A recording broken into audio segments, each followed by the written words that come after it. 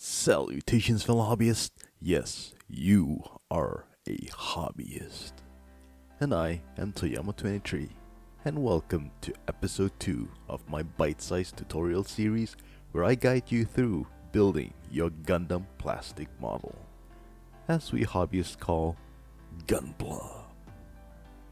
I grew up building these kits, and now that I've come a long way, there were things I wish I could go back in time to inform myself when I started the hobby.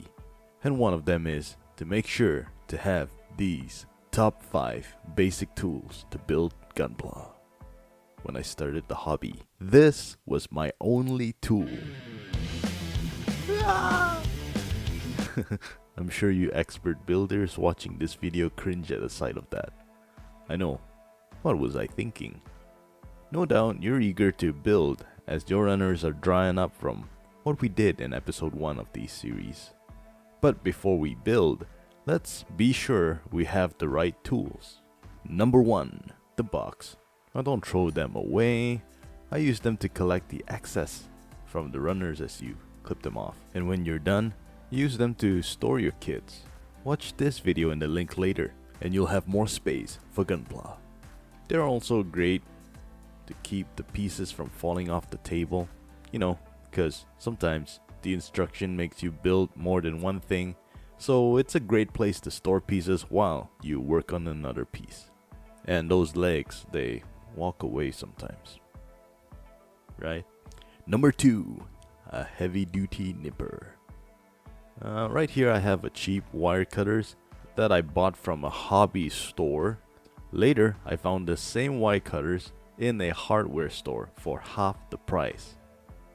Sad. Anyways, get one where the head looks like this and not like this.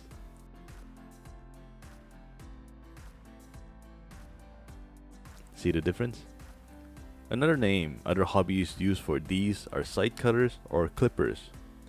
Bear in mind also that these are double-sided nippers, so they pinch the plastic, leaving stress marks. I call these my heavy-duty nippers because I use them to cut bigger, thicker runners and parts out of the runners. And after that, finish with number 3, a finer nipper. Here we have a single-bladed nipper.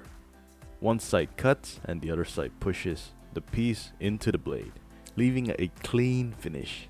Less stress mark on the plastic. This is the nipper that I would use when dealing with the parts after I cut them out free from the runners. I'll show you what I mean in my next video.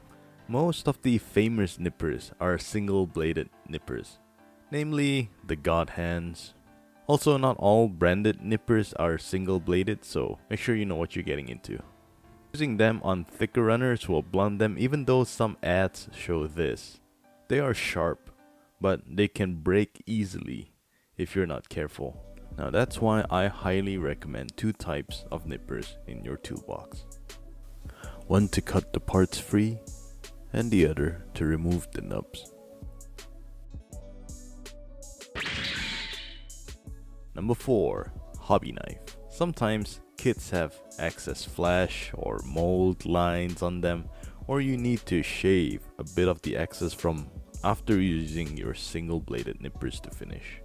It happens. That's where the hobby knife comes in. I know this is technically not a hobby knife, but it's what I'm comfortable using. Those hobby blades make me feel nervous to use them, perhaps because they look like a scalpel.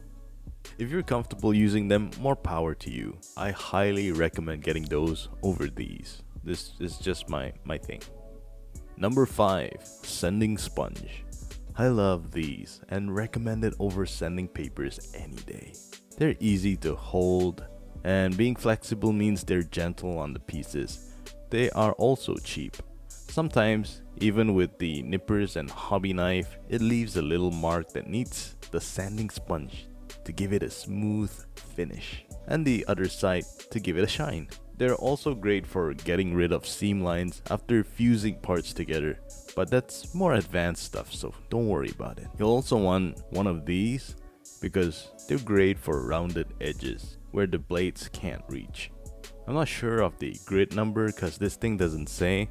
If you're looking for the grit number, I suggest getting a packet with many different sponge grit in it and just try them out yourself on some extra parts, because everyone likes working with different levels of grit. And those are the 5 tools every beginner needs. Next is just a bonus tools that are nice to have. In other words, some honorable mentions.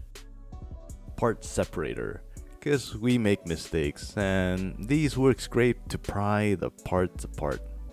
No pun intended. Hobby glue. When I was building my unicorn, I wish I had this. They're handy for tightening or gluing stuff that breaks. Sometimes it happens, sadly. Also, the special thing about Mr. Cement is it melts and fuses the plastic together. A pair of tweezers. If you're like me, thick fingers, the tweezers helps with smaller parts like aligning stickers for the eyes, handling stickers, and even micro parts like the yellow V here. To put that in, I need a tweezer. A Phillips head screwdriver. Some kits come with a tiny screw, like the Action Bases, Bandai's LED, and some old school kits, just to name a few. What's deceiving is, you think you need a precision screwdriver because the screw's tiny, but trust me, and the manual, use this. A precision screwdriver will either break or strip the screw. And a hobby mat. If you're cutting stuff on a flat surface like water slide decals, please have mercy on your table. I recommend a hobby mat. Also makes you look, professional. Wow. So these are what I recommend to start with. But I'm also curious, what's in your toolbox? Take to the comments below, because everyone's different. I hope this video helps you with your hobbyist journey.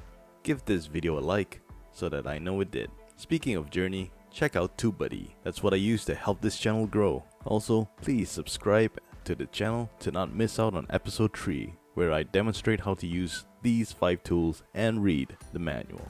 With that said, guys, keep things awesome, keep the hobby going, and keep the hobbyist alive. I am Toyama23, signing out.